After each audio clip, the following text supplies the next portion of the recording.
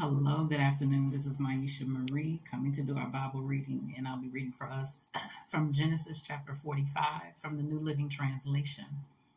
I hope you all are doing quite well.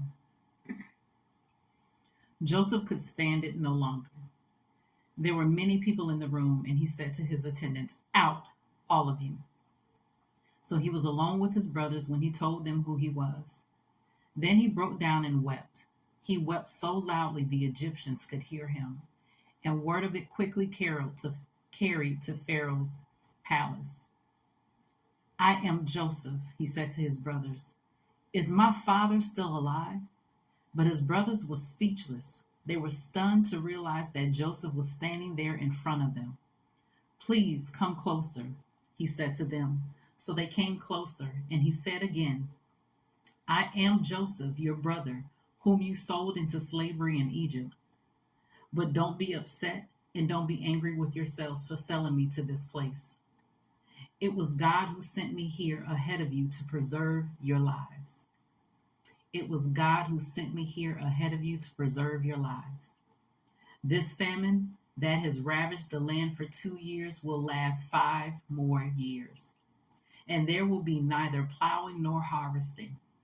God has sent me ahead of you to keep you and your families alive and to preserve many survivors. So it was God who sent me here, not you. And he is the one who made me an advisor to Pharaoh, the manager of his entire palace and the governor of all Egypt. Now hurry back to my father and tell him, this is what your son Joseph says.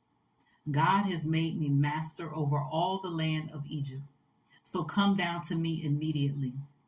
You can live in the region of Goshen, where you can be near me with all your children and grandchildren, your flocks and herds, and everything you own.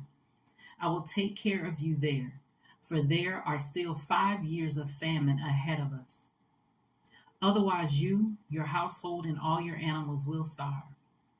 Then Joseph added, "Look, you can see for yourselves, and so can my brother Benjamin, that I really am Joseph. Go tell my father of my honored position here in Egypt. Describe for him everything you have seen, and then bring my father here quickly."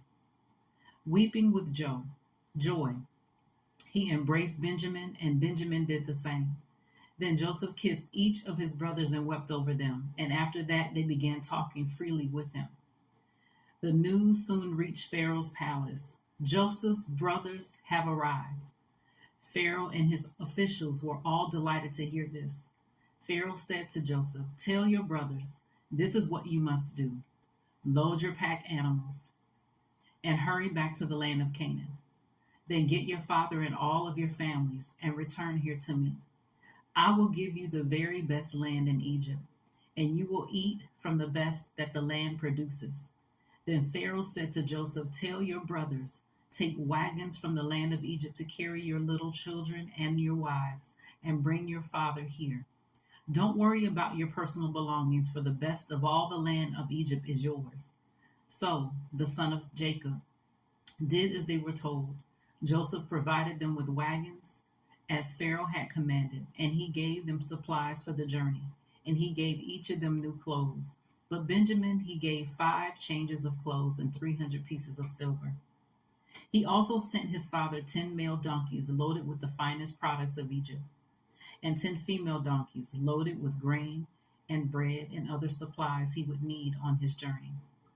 So Joseph sent his brothers off, and as they left, he called after them, "Don't quarrel about all this along the way."